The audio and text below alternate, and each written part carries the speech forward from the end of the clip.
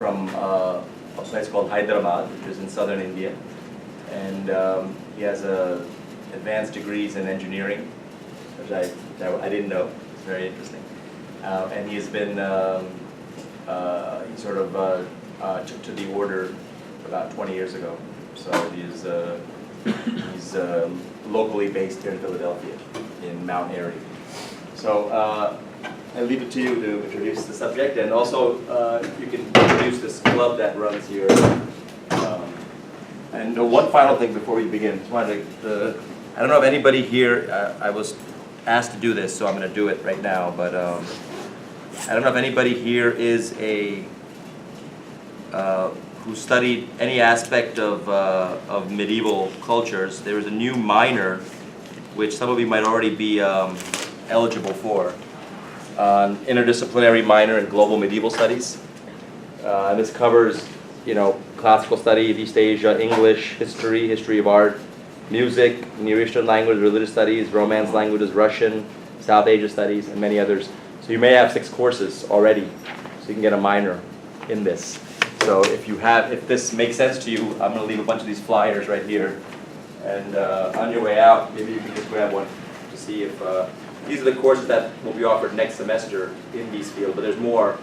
And even a course like this would probably count, since we've covered a lot of medieval materials. Thank you very much, Dr. Patel, for this opportunity. And hi everyone, nice to see you this morning. I'm sure many of you must have seen me last time when I came to your class. So today I came to give a detailed presentation in detail about putting Gita in context, like just trying to understand how Bhagavad Gita is something more than just a lesson in your philosophy class. Maybe something beyond that. Just trying to see how it can help us in our life. Like what we're going to discuss today is here on the screen. What is Bhagavad Gita? I'm sure you all know what is Bhagavad Gita. A little different perspective. Why Bhagavad Gita? How to understand Bhagavad Gita and its relevance in modern life. And as we discuss, if anyone has any question, you can feel free to ask. But I'd request you to please raise your hand so that I'll just finish what I was saying, that statement, and then I can open up questions. So, okay, let's get started. So these are just a few quotations on Gita. This is Ralph Waldo Emerson. Would someone like to read it out for me? Anyone? Any volunteers? The first quotation. Anyone, please? Ralph Waldo Emerson said this about the Bhagavad Gita. I owe the magnificent day to the Bhagavad Gita. His answer was, it was fortified by the Bhagavad Gita, which taught that if one were morally right, one need not hesitate to fight for justice. Thank you. Anyone? Any volunteer for the next one? Yes. Performance of great originality, sublimity of conception, reasoning and diction almost unequaled, and a single exception among all the known religions of mankind. This is Warren Hastings. This is the first Governor General of Bengal, which is the eastern part of India. So it's interesting. He felt that this is a single exception among all the known religions in terms of sublimity of conception, reasoning, and diction. Okay. Last quotation. Anyone else? Yes. Henry David Thoreau wrote, "In the morning I bathe my intellect in the stupendous and cosmogonal philosophy of the Bhagavad Gita, in comparison with which our modern world and its literature seem puny and trivial." Thank you. So that's just an introduction to what it is. So what is Bhagavad Gita? Actually, the word literally means song of God. Bhagavat comes from the word Bhagavan. Bhagavan means God. And Gita actually means a song. So it's interesting because why is it called Gita? Why is it a song? And when do you sing? You sing when you are in love, right? Or when you have strong emotions. You talk when you just want to communicate something. But when you're really emotional, that's when you sing. So this Bhagavad Gita is a song of God, like God is singing this to us. That means he's expressing not just some knowledge, but his feelings. In other words, he wants us to feel his love through this song. So it's actually a song of love, sung by God, and not just for Arjun, but for all of us actually, for humanity. So that's why Bhagavad Gita is so named.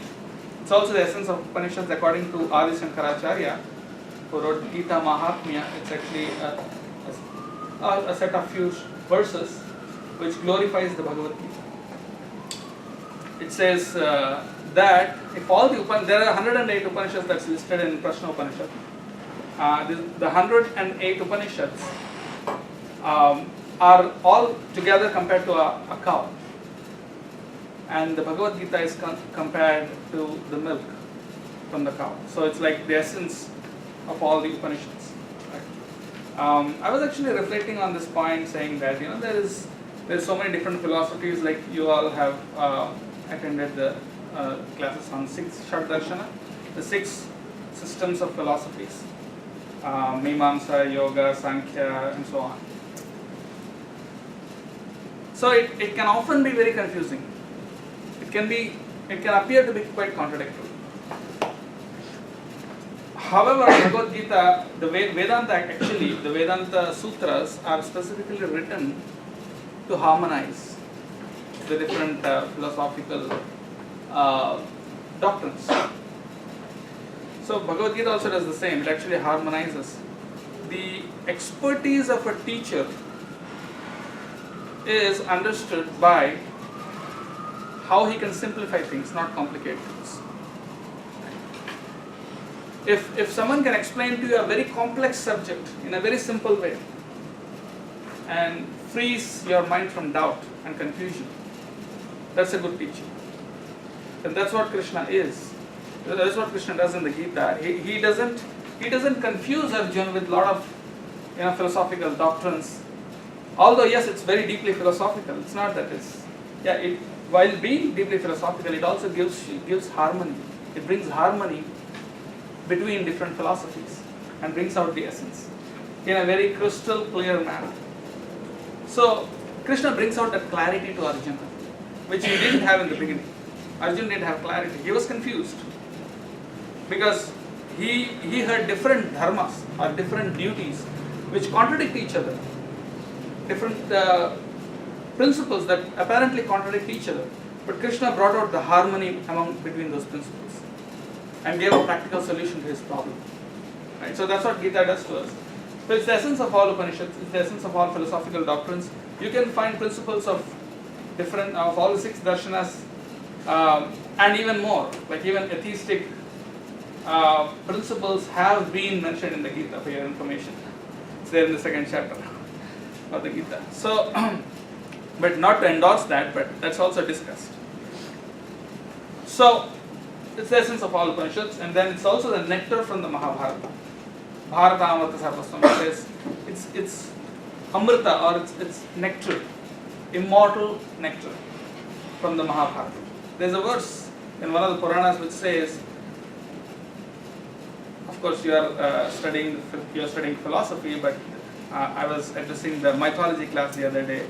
I was going to mention to them that like Mahabharata is a book that contains all the different philosophies that one can possibly imagine.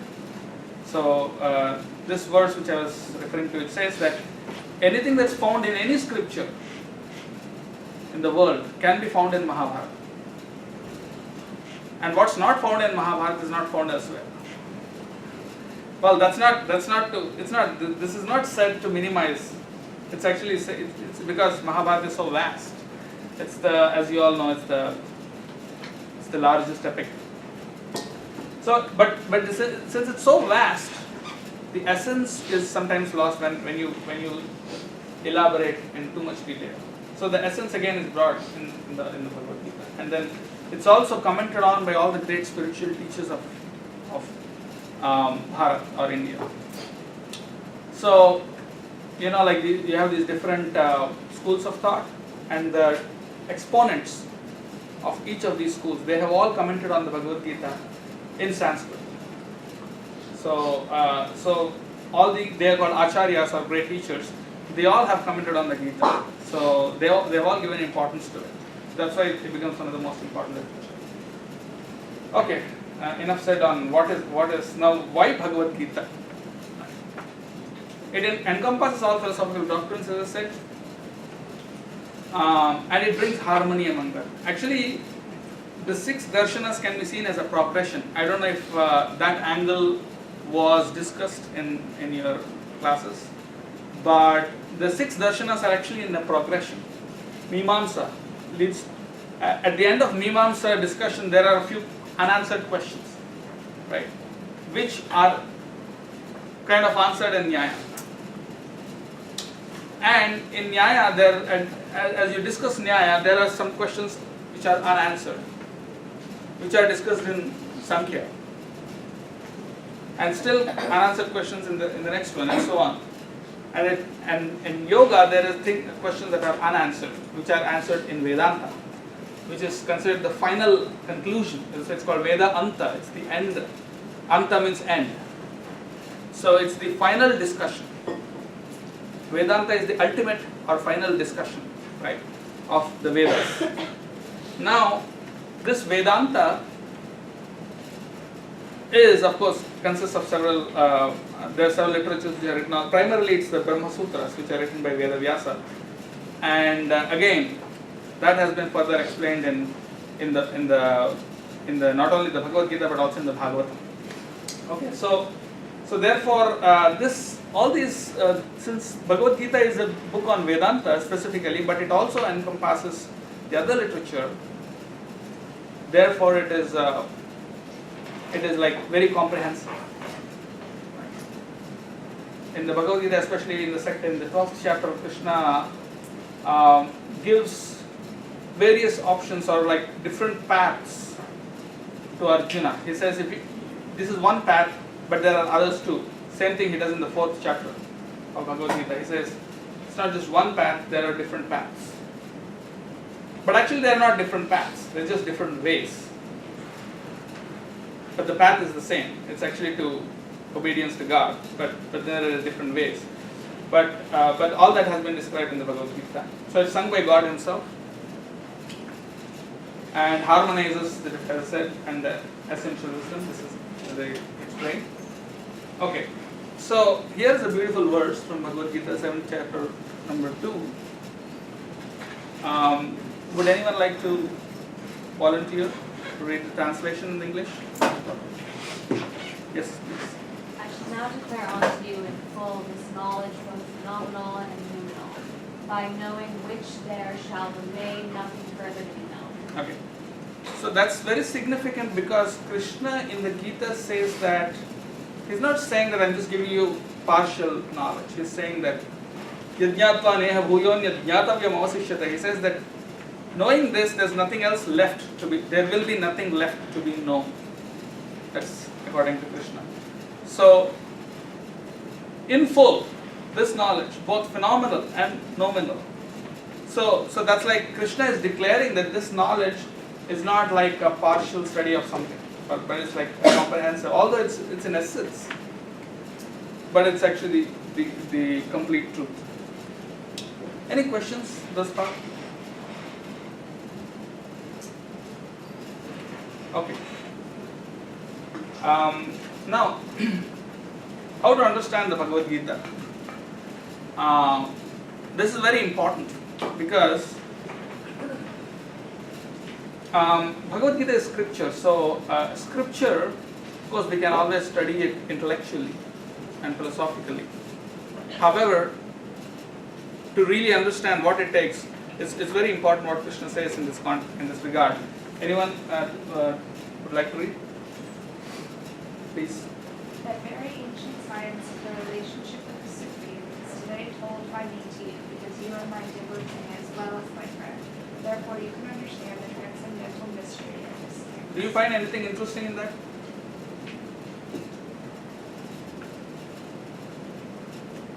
Anyone? Anything? Okay, what do you think is the significant part of this verse? the significant phrase, you can say. Science. Loudly. Is it science? Science, thank you. Anything else? Relationship with the Supreme. Exactly. Can you elaborate a little bit on that? The Supreme being God or whatever that higher power is. Like, in fact, there can be a relationship. It's not just knowledge of Him or His knowledge of you. But Excellent. It is all that we can. That's very important because it's very important because you are my devotee as well as my friend. Therefore, you can understand this transcendental mystery of this science. He is saying, Bhaktosime sakha cheti, because you are my devotee and friend, you can understand. You can't understand intellectually. Right? Of course, you can understand intellectually, but you can't really get the taste of it. Just like you can write a thesis on the taste of honey, but if you never actually tasted it, you would never really know, right? So something like that. So that's important. That means to actually have faith and to have that submission. Very important. Next. Here's another beautiful verse from the 9th chapter. Idam tudaya guhitamam. And here it says that anasuyave, the word in the second line, anasuyave is very important. Anyone would like to read the translation for me? Volunteers? Yes, please. The Supreme Lord said, "My dear Arjuna, because you are never envious of me, I shall impart to you the secret wisdom, knowing which you shall be relieved of the misery of material existence." Okay. So, because you are never envious of me, so freedom from envy is another quality that's been stressed. So, what was the first qualification of Arjuna to have heard Bhagavad Gita? We just discussed in the last slide. What was that? Yes. That's he's a devotee and a friend. Devotee and friend. That means in a direct relationship, in a loving relationship with God. And what's the second one here? Unenvious. Non-envious, thank you. Not jealous. Yeah. Because God, like as they say in the Christian tradition, the original sin. What's the original sin according to the Bible? What's the original sin? Anyone? Yes? Disobeying God. Yeah, disobey God. But why did we disobey God? Even before that, yes. Because we wanted to be like God, so we ate the fruit. So in other words, in one word, envy. Right? That's the original sin. So again, that's the reason why we are here, away from God. Of course, we are never away from God, but technically, at least we think we are. It's because of that. And so, the way to go back is to be free from that envy. Another significant verse. Actually, this one is number 1, and this is number 2, 9.2. Okay. Another volunteer. Yes, please. This knowledge is the king of education, the most secret of all secrets. It is the purest knowledge, and because it gives direct perception of the self by realization, it is the perfection of religion. It is everlasting, and it is joyfully performed. So Krishna is giving a few adjectives, interesting adjectives here. The king of education. Education is meant to solve problems of life, correct? Is there any department in the universities today that exists but doesn't solve any problems or is of no use to anyone? English Don't say the philosophy class. Dr. Patel would be really hurt if you said that. I hope you're not really thinking that way. Okay, anyways. So, right, so knowledge is meant to solve problems and to be of some use. So it's the king of education because it solves the biggest of all problems. What's the biggest of all problems? The biggest of all problems is we are suffering, right? And that suffering is existing in every species. Everyone dies. Everyone gets old, right? Krishna says in the Gita, and then the 13th chapter, Janma Mrityu Jara Vyadhi Dukkha Doshana Darshana. Means, how many of you want to grow old very quickly? How many of you want to get diseased? But how many of you agree that we have to undergo these things and finally death, right? So no one wants it, but everyone has it. So that's the problem. And because this knowledge solves that problem, therefore it is the most important, it's the king of education, the most secret of all secrets, it's the purest knowledge. So, but the last phrase is very, very significant. It's joyfully performed, right? It's not like, you just sit and read the Gita and you just have to philosophically think about it. No, it's joyfully. How is it joyful? Because when do you experience joy? When do you experience joy in life? Yes? When you are happy. Of course, that's just a different word. Thank you. But what gives that happiness? Don't feel shy here. Okay. Yes. Doing something you love. Excuse me? Doing something you love. Excellent. Doing something you love. Right? And also, if you are in love with someone, correct? Do you agree? You're happy when you're in love, right? Right. I don't know about what happens later after that. Right. So it's joyfully performed because there is something happening in the heart, and that gives you joy. That relationship, right? So that's what it's about. Then next. Anyone? Yes. Just try to learn the truth by approaching a spiritual master. Inquire from him submissively and render service unto him. The self-realized soul can impart knowledge unto you because he has seen the truth. Okay. Yes. I just have a question. Please. Because the past two slides, it seems like it requires devotion and you need to spend time on it and you need to have these good intentions when you do it. But how does that tie in with when you can't be envious of what's happening? Because I feel like if you go to a spiritual master and you learn from his experiences, isn't that partly envying their experience more than yours because you believe that they have seen the truth? It doesn't have to be envy. Everyone heard the question, right? It doesn't have to be, it's appreciation. Envy is negative appreciation. You appreciate but you don't like it. That's envy. But when you appreciate and you like someone having that and you just also like to have it, that's not envy. I don't know if you get it. Because I thought the lack of knowledge within me is inspiring to gain knowledge. So me not having something wants to have something that other people have, and I thought that was exactly what envy is because I'm feeling the need for something I do not have. I'm sorry, but that's not the definition of envy as far as I understand. Envy is actually to try to pull the other person down. You wanting to have it is okay, but if you want that, why should he have it? That's envy. The Ayurveda has a very interesting, the ancient text on medicine. They also deal with certain things. No, please. Now I don't want to say anything.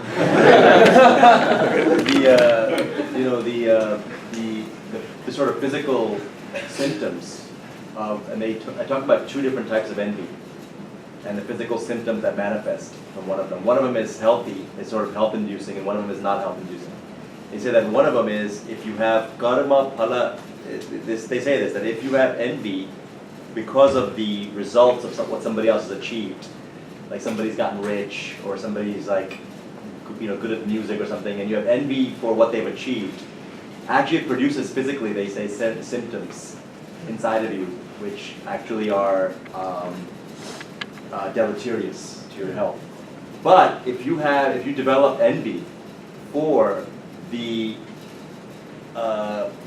karana, the particular things that they did to achieve that goal, that actually inspires, right? That kind of is an inspiring kind of envy because you're actually thinking oh, what did they go through to get here.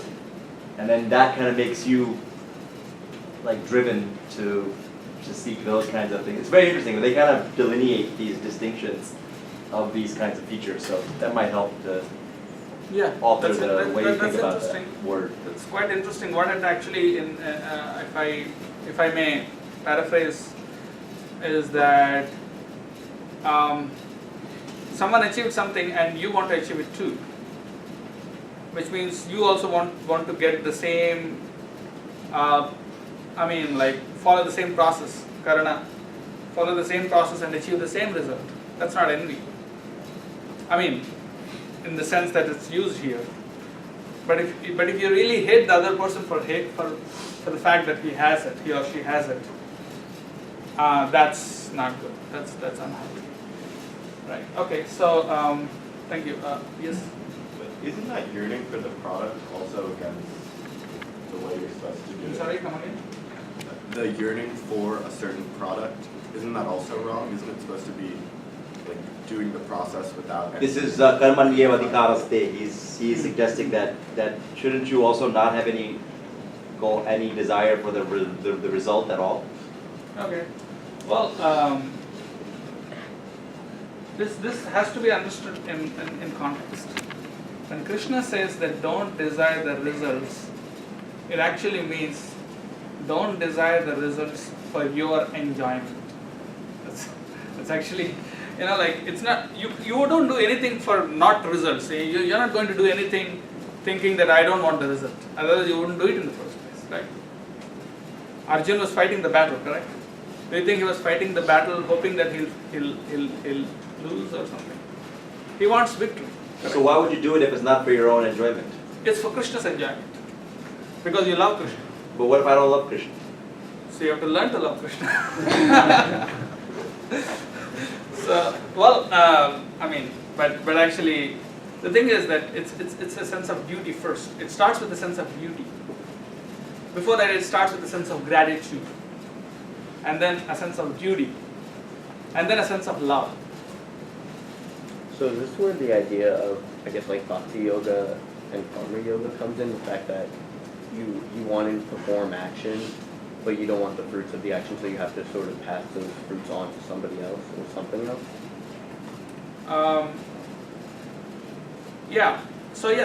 Bhakti yoga and karma yoga, because the thing is, karma yoga is teaching you to work without attachment, in simple words. Whereas bhakti yoga teaches you to work for Krishna, out of love for Krishna. Right? Well, both are actually achieving the same results. Right? They are freeing you from karma, freeing you from bondage. Right? However, the way you approach is a little different. But at the end, what happens is, as Krishna explains in the 5th chapter of Bhagavad Gita, Sankhya yoga prathak bala pravadanti na pandita ekamapyastha samyak bhuyor vindate param. It means that whichever way you start, eventually you do the same thing. You start with bhakti and you end up being detached from the results of your karma. You start being detached from the results of your karma and you end up loving Krishna also. So it's just you start from a different gate, like you enter the building through different gates, but once you entered, you are in the building. You're all in the building. It's just a crude example, but these are just different paths. So someone's heart is very active. Like someone wants to love God. So bhakti yoga is recommended. But someone who is attached to work, karma yoga is recommended. For someone who is attached to knowledge, jnana is recommended. Someone is attached to yoga, hatha yoga is recommended. However, but these are all means. But what's the end? The end is liberation. But what do you do after liberation? You love and serve God. Once you achieve the ultimate goal of all these yogas, what's the ultimate goal? To reconnect. Yoga actually means to reconnect, correct? To reconnect with whom? With God. So once you reconnect with God, what do you do after that? You love Him, you serve Him. And you engage in loving exchanges. Right? That reminds me, that I'm planning to actually write a book on the parallels between the teachings of the Sermon on the Mount in the Bible and the Vaishnava theology. Like how certain principles that are taught by Jesus Christ are actually exemplified by Vaishnava saints, and how certain principles taught in the Bhagavad Gita are exemplified by Christian saints. I wanted to draw some parallels between the two. And so why I'm saying this is because that the point is like the Father in heaven that Jesus was talking about. He wants us to return. He wanted people to go back to the Father, but then do what? What do you do in heaven? You love and serve the Father, right? You engage in a loving relationship, in a loving reciprocation between the Father and yourself. So, sorry, I just diverted a little bit. Coming back to the topic. So, and then in the next verse, we are still talking about why Bhagavad Gita.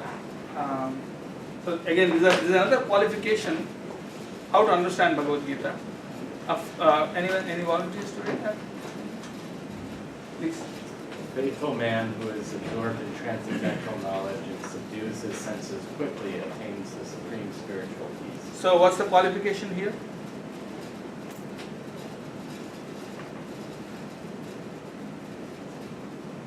Anyone? Absorbed in transcendental A knowledge. faithful man, having faith. Shraddhavan labhate jnana. He has to have shraddha or faith, right? And absorbed in transcendental, and one who subdues his senses, one who has sense control, right? So these are all the qualifications that Arjuna had. Okay, now we listed a few. The first one, he was in direct relationship with Krishna. The second one, he is non-envious. And third, faithful and sense control. These are all qualifications if you want to understand Bhagavad Gita. So if we understand, okay, fine, the subdue his senses we can get from yoga, from the yoga darshana. Right. So we've all studied yoga. That's Exactly. teaching us to get absorbed. And what role does Nyaya and Vaisheshika play for the Bhagavad Gita, for the same goal? I mean, we understand the other ones. The other ones are clearer. But does Nyaya play any role? Yeah, right. Nyaya actually gives the basis for understanding, because Nyaya is the basis for argument. You can't have an argument without Nyaya. So Nyaya establishes the pramanas. It established that why should you even believe in what the Gita says? Why are we reading it? Someone wrote it. Who knows if it's true or not? Nyaya tells us that this is the pramana, this is the Shabda pramana. Right? You have the Pratyaksha, Anumana and Shabda pramanas. This is the Shabda pramana, which is considered the best of all the pramanas according to Nyaya. So Nyaya's role is actually